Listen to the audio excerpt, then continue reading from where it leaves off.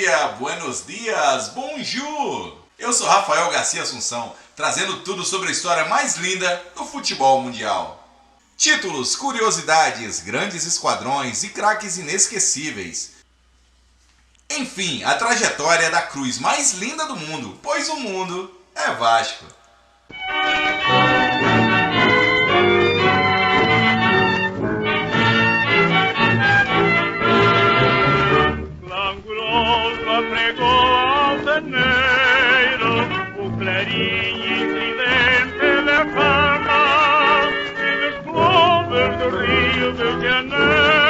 Invencível é o Vasco da Gama.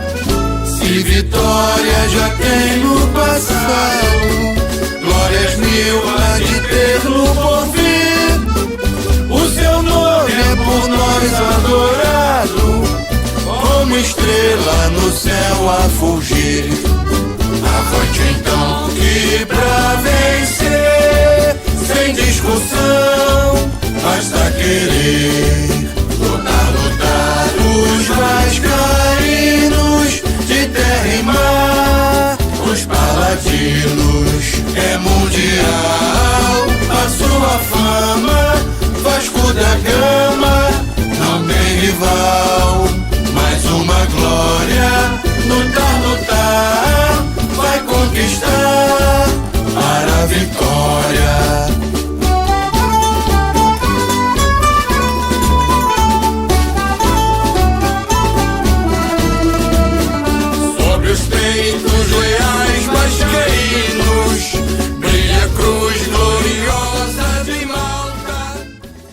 Em 1945, chegaram ao Vasco peças pontuais que fortaleceriam um plantel que já se mostrava muito superior aos seus adversários.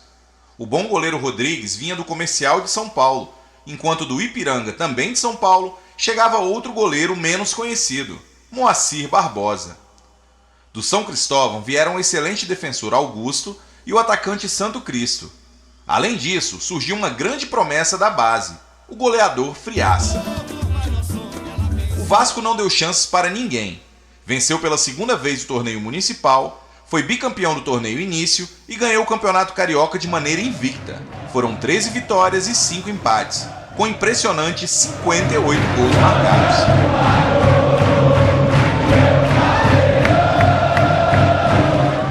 Ademir Menezes já se apresentava como um dos maiores craques do futebol brasileiro, assim como Jair Rosa Pinto.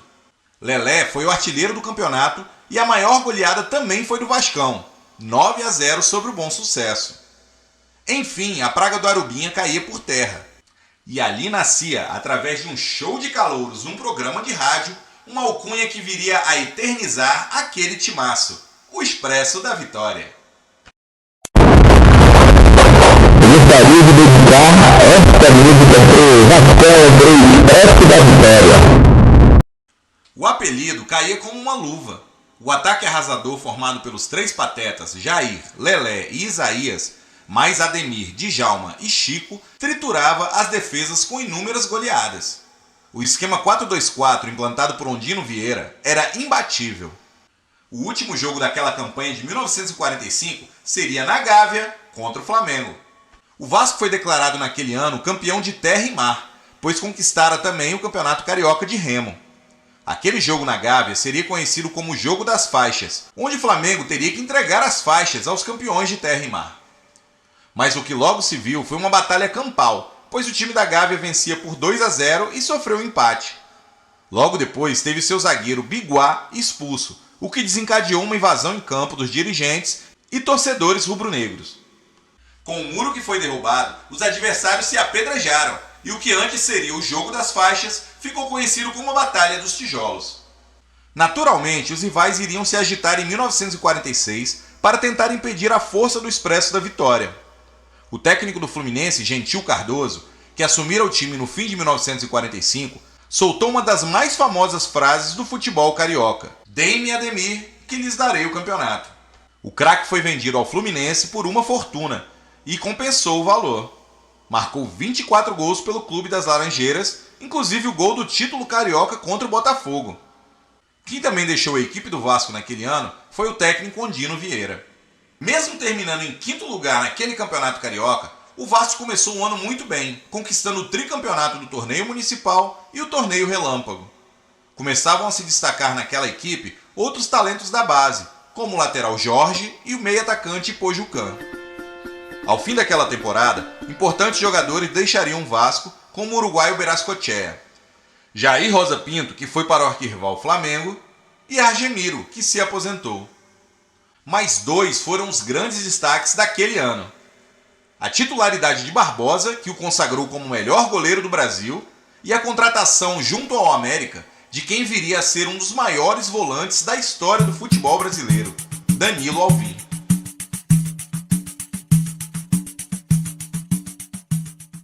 Em 1947, com as chegadas de Ismael e do baiano Maneca, o Vasco reforçava o seu setor ofensivo e voltava a reinar no futebol do Rio de Janeiro.